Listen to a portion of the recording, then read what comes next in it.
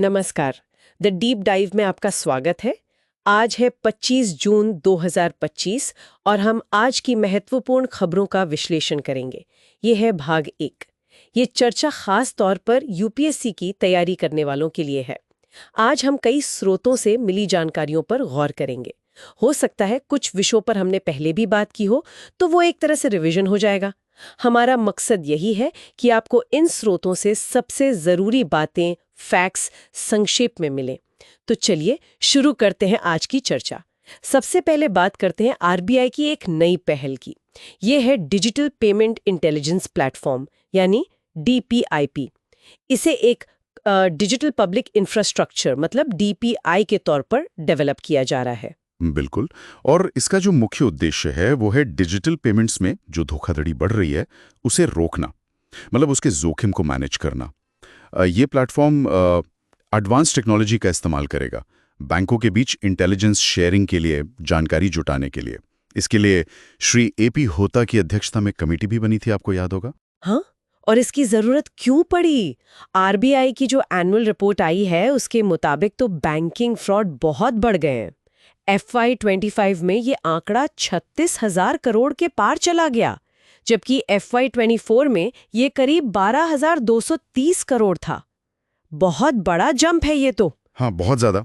इसीलिए आरबीआई सिर्फ डीपीआई भी नहीं ला रहा, और भी उपाय किए हैं, जैसे मल्टी फैक्टर ऑथेंटिकेशन है, ग्राहकों के लिए जीरो लायबिलिटी। जीरो लायबिलिटी मतलब अगर बैंक की या किसी थर्ड पार्टी की लापरवाही से नुकसान हो तो? हाँ बिल्कुल, तो ग्राहक जिम्मेदार नहीं होगा। और वो जो .bank.in और .fin.in डोमेन है वो भी इसीलिए, ताकि असली वेबसाइट पहचानी जा सके। अच्छा, वित्तीय सुरक्षा की बात चल रही है तो अगली खबर भी इसी से जुड़ी है। FATF यानी फाइनेंशियल एक्शन टास्क फोर्स, इनकी एक नई रिपोर्ट आई है, प्रसार वित्त पोषण मतलब प्रोलिफरेशन फाइनेंसिंग और प्रतिबंधों से कैसे बचा जा रहा है। हाँ, ये प्रोलिफरेशन फाइनेंसिंग मतलब पीएफ सुनने में थोड़ा जटिल लगता है। सरल शब्दों में ये WMDs यानी बड़े पैमाने पर विनाश के हथियार, जैसे परमाणु केमिकल हथियार, इनकी प्रसार के लिए जो फाइनेंसिंग होती है उसको कहते हैं। और FATF की रिपोर्ट ये बता रही है कि वैश्विक वित्तीय प्रणाली में इसे रोकने में कमजोरियां हैं। चिंता की बात यह है कि सिर्फ 16% देश ही संयुक्त राष्ट्र के जो टारगेटेड प्रतिबंध हैं WMD प्रसार रोकने के लिए, उन्हें प्रभावी ढंग से लागू कर पा रहे हैं। सिर्फ 16%? ये तो बहुत कम है। और ये फाइनेंसिंग छिपाने के लिए क्या तरीके अपनाए जा रहे हैं? रिपोर्ट में कुछ बताया है? हाँ, काफी चालाक तरीके हैं, जैसे बिचौलिए मतलब फ्रंट या शेल कंपनियों का इस्तेमाल करना, असली मालिक कौन है ये छिपाना, वर्चुअल एसेट्स, क्रिप्टो वगैरह का इस्तेमाल बढ़ रहा है, और समुद्री क्षेत्र का भी दुरुपयोग हो रहा है, जैसे डार्क फ्लीट, ऐसे जहाज जो अपनी पहचान छिपाकर चलते हैं। भारत ने भी हाल में पाकिस्तान जा रहे एक जहाज पर ऐसे दोहरे उपयोग वाले उपकरण पकड़े थे जिनकी गलत जानकारी दी गई थी। तो FATF ने सिफारिशें क्या दी हैं? ये अंतर्राष्ट्रीय सुरक्षा और गवर्नेंस के लिहाज से तो काफी अहम मुद्दा है। बिल्कुल, यूपीएससी के लिए जरूरी है। सिफारिशों में है कि खतरे का आकलन नियमित रूप से अपडेट हो, देशों के बीच सूचना का आदान प्रदान बढ़े, FATF की शब्दावली में WMD PF की परिभाषा जोड़ी जाए और PF जोखिम आकलन की वैश्विक समीक्षा हो। ठीक है, अब स्वास्थ्य क्षेत्र की ओर आते हैं।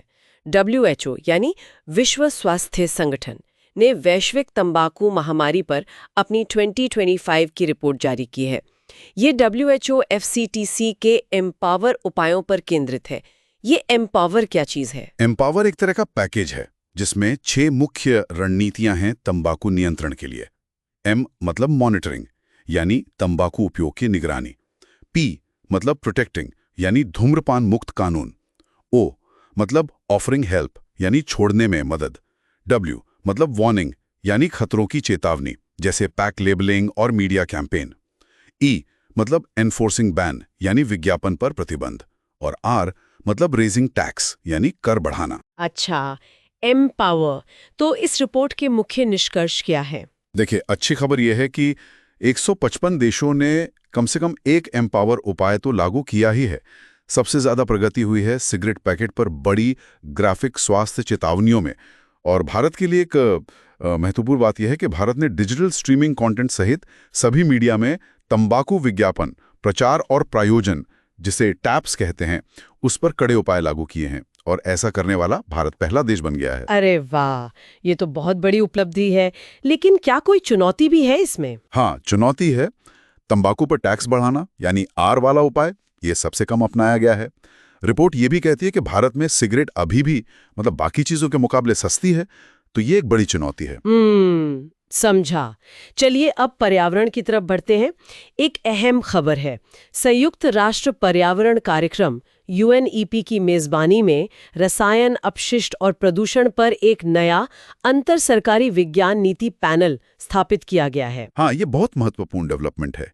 ये पैनल IPCC जो जलवायु परिवर्तन पर है और IPBES जो जैव विविधता पर है, उनके साथ मिलकर एक तरह की वैज्ञानिक तिगड़ी पूरी करता है। इसका काम होगा राष्ट्रों को रसायनों, कचरे और प्रदूषण की रोकथाम से जुड़े मुद्दों पर स्वतंत्र नीति प्रासंगिक वैज्ञानिक सलाह देना। इसकी जरूरत क्यों महसूस की गई? मतलब IPCC और IPBES तो थे ही। जरूरत इसलिए क्योंकि हम तिर्रे ग्रहीय संकट की बात करते हैं, क्लाइमेट चेंज, बायोडायवर्सिटी लॉस और तीसरा है प्रदूषण और कचरा। ये पैनल इसी तीसरे संकट पर फोकस करेगा। रसायनों का इस्तेमाल बढ़ रहा है और अनुमान है कि 2050 तक शहरों का कूड़ा बढ़कर 3.8 अरब टन सालाना हो जाएगा। तो इन चुनौतियों से निपटने के लिए वैज्ञानिक सलाह बहुत जरूरी है। ये पर्यावरण गवर्नेंस के लिए एक अहम कदम है। बिल्कुल। अब कुछ और जरूरी खबरें हैं, उन पर भी एक नजर डाल लेते हैं संक्षेप में। पहली है संघर्षों का पर्यावरण पर असर। एक रिपोर्ट के मुताबिक दुनिया भर की सेनाएं लगभग 5.5% ग्रीन हाउस गैस उत्सर्जन करती हैं। यूक्रेन जैसे संघर्षों से जहरीले प्रदूषकों के रिसाव का खतरा बढ़ जाता है। युद्धों से वनों की कटाई होती है, खेती में बाधा आती है, जैव विविधता को नुकसान पहुंचता है। हाँ, जैसे वियतनाम युद्ध में एजेंट ऑरेंज का इस्तेमाल हुआ था। इससे जुड़े अंतर्राष्ट्रीय समझौते भी हैं, जैसे पेरिस समझौता जिसमें सैन्य उत्सर्जन रिपोर्टिंग वॉलंटरी है। रोम संविधि है जिसके तहत गंभीर पर्यावरणीय क्षति युद्ध अपराध माना जा सकता है, और EMOD कन्वेंशन भी है। ये सब पॉइंट्स ध्यान में रखने लायक हैं। दूसरी खबर है राष्ट्रीय दुर्लभ रक्तदाता रजिस्ट्री। ICMR के तहत NIH ने भारत की पहली ऐसी रजिस्ट्री बनाई है। ये उन मरीजों के लिए बहुत मददगार होगी जिनका ब्लड ग्रुप बहुत रेयर होता है, जैसे RH नल या बॉम्बे ब्लड ग्रुप। उनके लिए डोनर ढूंढना बहुत मुश्किल होता है। चर्चा उल्लास शिक्षा मंत्रालय की केंद्र प्रायोजित योजना है जो 15+ आयु वर्ग के निरक्षरों को साक्षर बनाने पर केंद्रित है, FY 22 से FY 27 तक। और एक और रिपोर्ट है WMO की, एशिया में जलवायु की स्थिति 2024। ये चिंताजनक है। 2024 एशिया का रिकॉर्ड पर सबसे गर्म या दूसरा सबसे गर्म साल था। एशिया जो है वो वैश्विक औसत से दोगुनी तेजी से गर्म हो रहा है। ग्लेशियर पिघल रहे हैं, समुद्र की सतह का तापमान रिकॉर्ड ऊंचाई पर है। ये UN पैनल की जरूरत को और पुख्ता करता है। और कुछ और छोटी मगर अहम खबरें भी हैं, जैसे पुनर्नवीनीकरण प्लास्टिक से स्वास्थ्य जोखिम। एक स्टडी में पाया गया कि इसके एक पैलेट में 80 से ज्यादा रसायन हो सकते हैं जो पानी में मिल सकते हैं और हार्मोन सिस्टम को बाधित कर सकते हैं। असम में ONGC के तेल कुएं में ब्लो आउट हुआ, मतलब गैस रिसाव। उसे नियंत्रित करने के लिए वैश्विक विशेषज्ञ बुलाए गए हैं। ये वाल्व फेल होने या दबाव के गलत अनुमान से होता है। असम के कामाख्या मंदिर में अंबुबाची मेला शुरू हुआ है, जो उर्वरता और मानसून का प्रतीक है। और अंत में कतर। ईरान ने कतर में अमेरिकी अड्डे अल उद्दीद पर मिसाइल हमला किया। कतर एक प्रायद्वीप है जिसकी सीमा सऊदी अरब से और समुद्री सीमा ईरान, UAE और बहरीन से लगती है। ये मैप बेस्ड सवाल के लिए इंपॉर्टेंट है।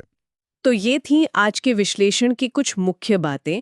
अर्थव्यवस्था, सुरक्षा, स्वास्थ्य, पर्यावरण और विज्ञान से जुड़े कई अहम पहलू हमने कवर किए। हाँ, हमारा प्रयास यही रहता है कि ये जो जटिल विषय हैं, इनसे जुड़ी मुख्य जानकारी आप तक स्पष्ट और संक्षिप्त रूप में पहुंचे, ताकि आपकी UPSC की तैयारी में थोड़ी मदद हो सके। बिल्कुल। अगर आपको ये चर्चा उपयोगी लगी हो तो कृपया इसे लाइक करें और ऐसी रोजाना जानकारी के लिए सब्सक्राइब करना ना भूलें। और जाते जाते एक सवाल आपके सोचने के लिए छोड़ जाते हैं। जिस तेजी से डिजिटल भुगतान बढ़ रहा है, उसकी सुविधा एक तरफ है और धोखाधड़ी का बढ़ता जोखिम दूसरी तरफ। इनके बीच समाज और सरकारें सही संतुलन कैसे बना सकती हैं, इस पे जरूर विचार कीजिएगा। धन्यवाद। धन्यवाद।